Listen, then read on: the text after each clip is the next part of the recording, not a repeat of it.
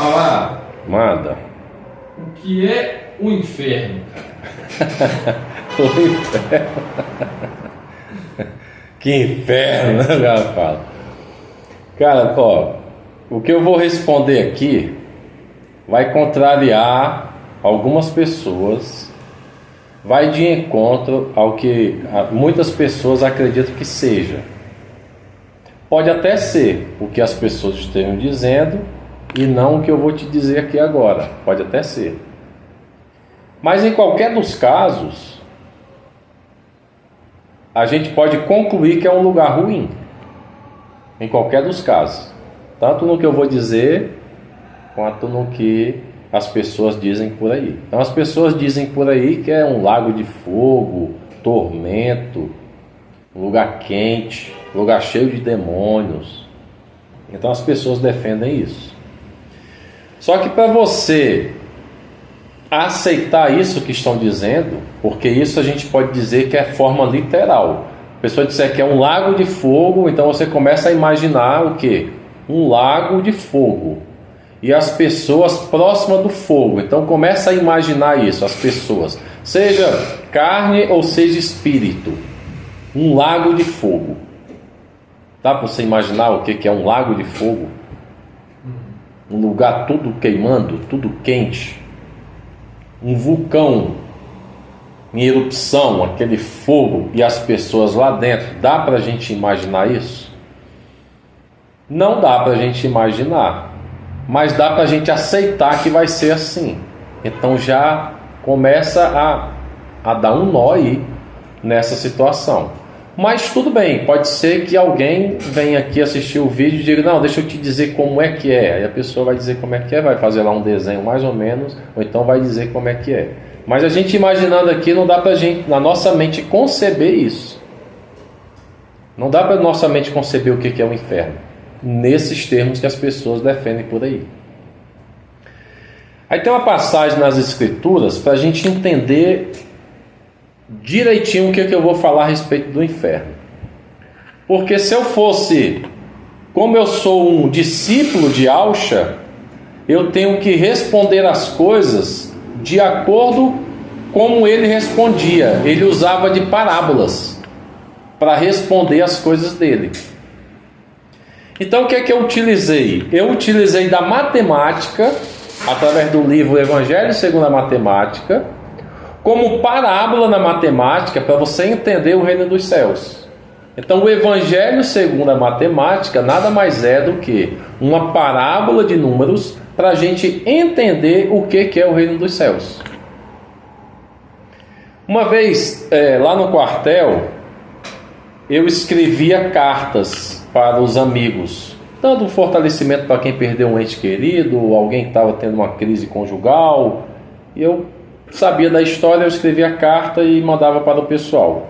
E outra coisa que eu fazia era escrever algum texto e pregar esse texto lá na cantina. Para quem fosse lá tomar um café, alguma coisa, tem um texto aqui escrito a respeito de determinado assunto. Aí, cara, eu escrevi lá uma vez uma parábola que Alcha falou, que foi a seguinte parábola. Ele falou assim, é mais fácil passar um camelo no buraco de uma agulha do que um rico entrar no reino dos céus. Aí cabe a pergunta, né? Cabe a pergunta. Essa agulha é uma agulha mesmo de costurar?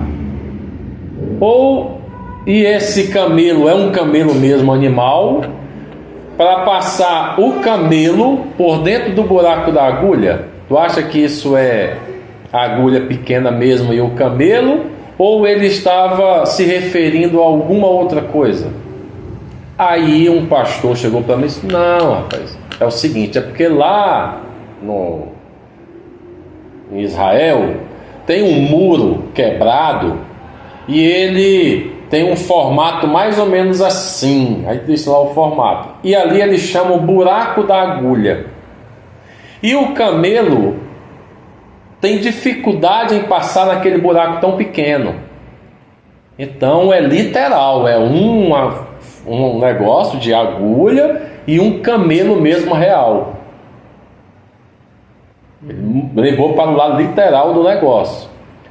E eu levei para mais literal ainda. Eu disse negativo, é a agulha mesmo pequenininha e um camelo mesmo. É mais fácil o camelo passar nessa agulhinha aqui do que um rico entrar no reino dos céus. Cara, não, cara, que é isso? Como é que um camelo vai passar no buraco da agulha? Pois é, por conta dessa dificuldade. Mas o camelo passa, viu? Mesmo porque Yahshua não falou o tamanho da agulha. E se for uma agulha tamanho de um prédio, com um buracão grandão, o camelo passa, que é uma beleza. Ele não falou o tamanho da agulha e nem falou o tamanho do camelo. Mais uma vez lá na escola, o professor pegou uma garrafa de Coca-Cola e pegou uma maçã e colocou em cima. Aí disse, quem consegue colocar essa maçã dentro da garrafa? Aí ficou lá todo mundo tentando. Eu peguei uma faca, cortei um negócio bem pequenininho e joguei a maçã ali dentro. Então se eu pegar o camelo, vamos agora imaginar aqui, né? E a gente esticasse ele assim, feito uma linha todinho, ou cortasse ele pequenininho e ficasse metendo cada pedacinho dele lá dentro, a gente iria conseguir. Ele também não falou o tempo que a gente ia levar isso. Então o que eu quero mostrar é que você encontra explicação para aquilo que você quiser. Entendeu? Então, baseado nisso, nessa explicação que eu falei lá no texto que eu coloquei lá, eu falei, ó, eu vou mostrar para vocês que era uma agulha mesmo e um camelo real. Agora, quem que vai aceitar isso? Não sei, cara. Mas outros vão aceitar que é um buraco na parede e o camelo é um camelo mesmo. Então existe explicação para tudo. Ou outro pode chegar assim, não, ele só queria se referir à dificuldade. Nem precisa existir isso não, só está dizendo, está querendo fazer uma comparação da dificuldade. Então, cara, baseado nisso, eu comecei a pensar a respeito do inferno. O que é o inferno? O inferno, para mim, é a separação de alguém em relação a outra que o ama. Essa, para mim, é a definição do inferno. Então, veja, vou até fazer aqui, ó, quando você está aqui, bem distante de um prédio, esse prédio fica pequenininho e você se sente o grande. Você é o grande e o prédio é o pequenininho. Quando você começa a se aproximar do prédio, você chega à conclusão que pequenininho é você. Eu que sou pequenininho, ele é grande. Então, quando as pessoas estão afastadas do Criador de todas as coisas, elas se sentem grandes e o Criador fica pequenininho. Então ela começa a viver a vida do jeito que ela quiser, sem regras. Inclusive tem até um vídeo que a minha esposa me mandou agora aqui. O cara disse, olha, e o Raul Seixas dizia isso também, nós temos que viver a vida do jeito que a gente quiser. O que a gente pensar fazer, a gente vai fazer e pronto. A gente não tem que dar satisfação a ninguém. Por quê? Porque ela se tornou o próprio Deus.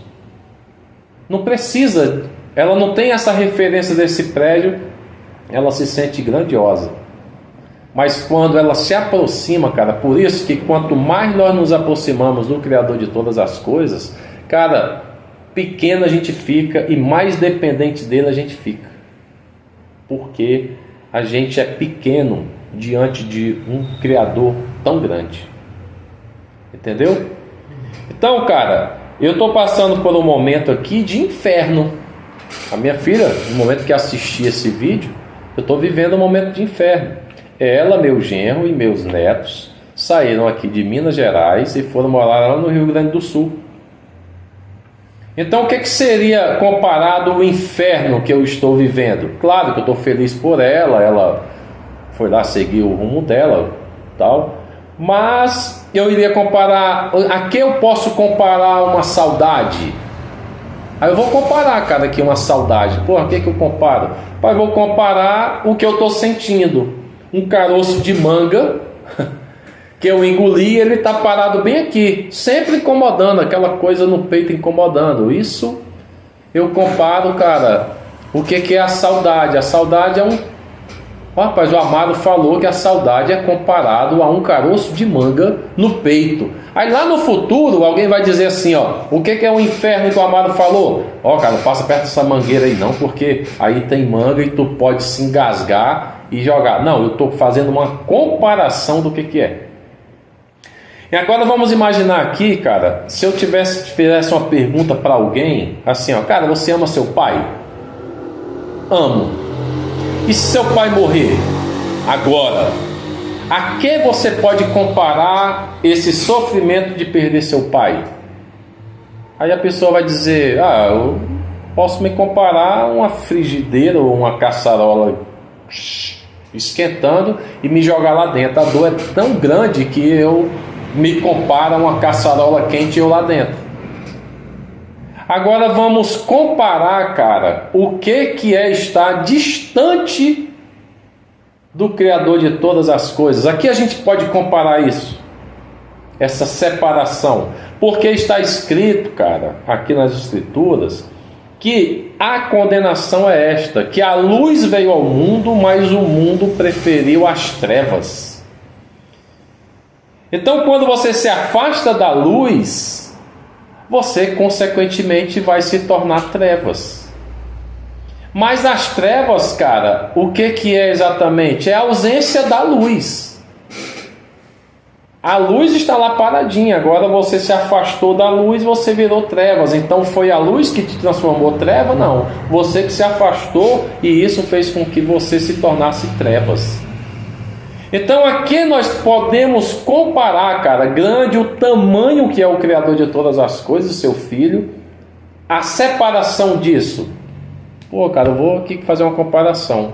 Que tal a gente comparar um lugar de fogo, onde as pessoas vão ter sofrimento eterno quando se separarem daquilo que é perfeito, daquilo que é amor, daquilo que é sabedoria? Só pode ser um negócio horrível. E aí a gente vai pensar, o que é isso então? Vamos chamar isso de inferno. O cara que está distante de quem ama, a vida dele vai virar um inferno. Mas como nós estamos comparando o Criador de todas as coisas, tem que ser uma coisa grandiosa, uma coisa que cause medo.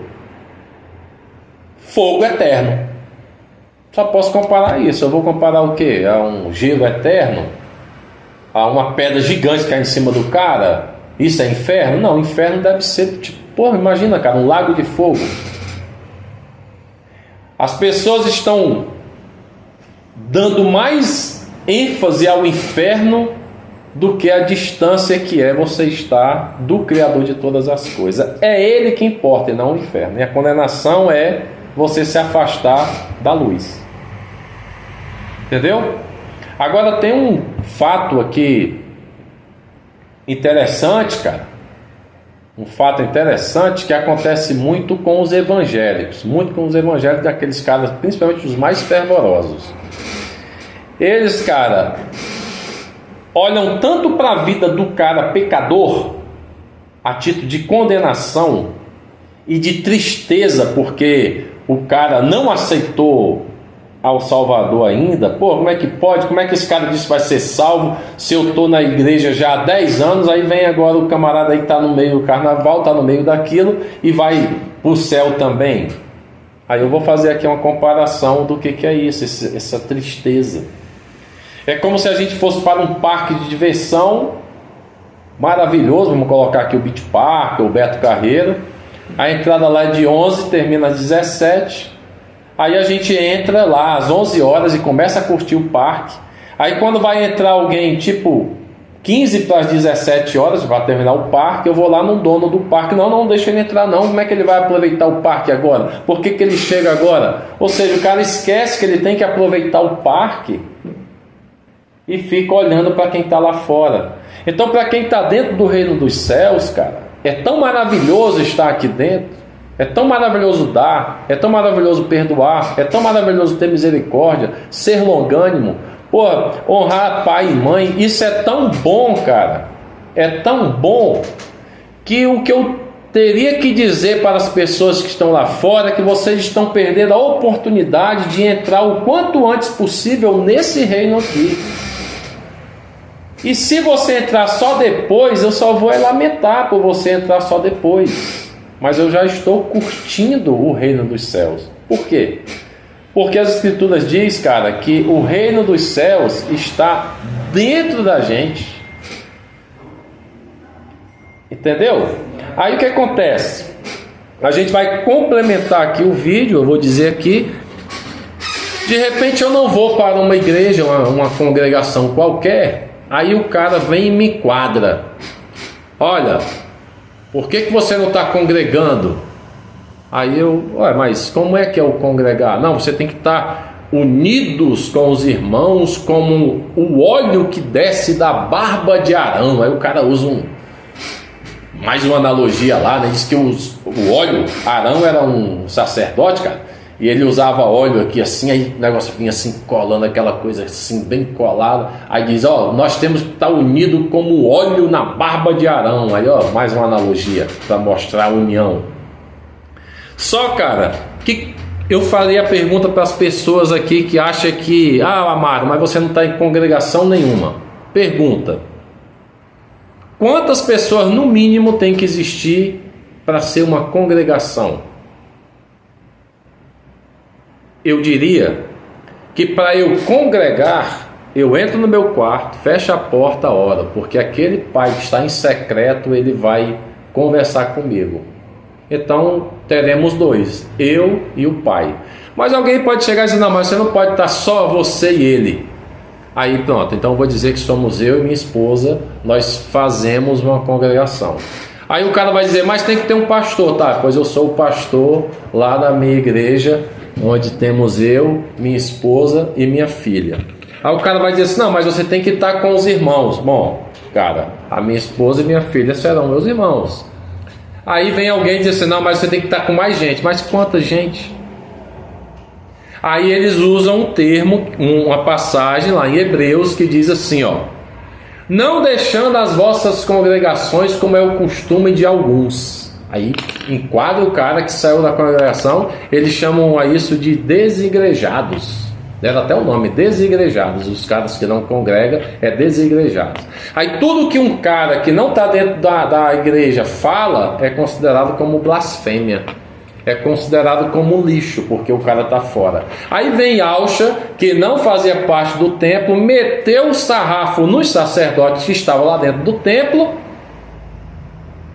Meteu o sarrafo lá nos caras e estava fora, ele não estava congregando. Aí quer dizer, os caras começam, cara, a inverter os sentidos. Começa a imitar os sacerdotes. E pegando quem está fora e metendo chibata. Por isso que Yahshua foi crucificado. Que na verdade, eu vou aqui abrir um parênteses, ele não foi exatamente crucificado. Ele foi posto no madeiro, não existiu cruz. Mas isso aqui é um outro assunto também que a gente pode conversar futuramente. Ele não morreu na cruz. O negócio de cruz aí é tudo balela, não tem isso não. Mas, voltando aqui, eu quero só alertar essas pessoas que estão dizendo aí que, não deixando vossas congregações, como é o costume de alguns, leia completo, você vai ver assim, antes, admoestando um ao outro no dia que se chama hoje. Nós temos que estar aqui nos admoestando. Aí eu vou aqui admoestar o cara que está lá seguindo o sacerdote não a Yahshua. Aí ele vai dizer que eu sou um desigrejado, porque fica mais fácil dele correr dessa admoestação e se corrigir. E começar a acreditar que ele é o templo, cara. E é ele que tem que fazer a diferença. Ele que tem que ser a luz. E como é que a gente faz a diferença no mundo? Da seguinte forma. Para fechar aqui o vídeo, você baixar o link do nosso livro. O prefácio está aqui. E entender a analogia da matemática com as escrituras, que é o seguinte, olha, se imagine, cara, você saindo da terra, indo lá para cima, e a terra não tem nenhuma luz, aí tá tudo breu lá embaixo. Aí você, cara, passa a ser o reino dos céus dentro de você acende essa luz. Quando essa luzinha acender lá, cara, e todo mundo estiver aqui em cima, aí essa luzinha fez a diferença na terra, concorda? que antes era tudo escuro, agora tem uma luzinha. Aí qual é a nossa proposta? Fazer mais luzes. Aí somos eu e minha esposa, 2 luzes. Eu, minha esposa e meu vizinho, 3 luzes. E aí a gente vai multiplicando as luzes e fazendo a diferença na terra com essas luzes que nós vamos acendendo. Então, portanto, se afasta do Criador de todas as coisas, que você vai tornar a sua vida um inferno. Marcos Amaro, Invertendo Sentidos.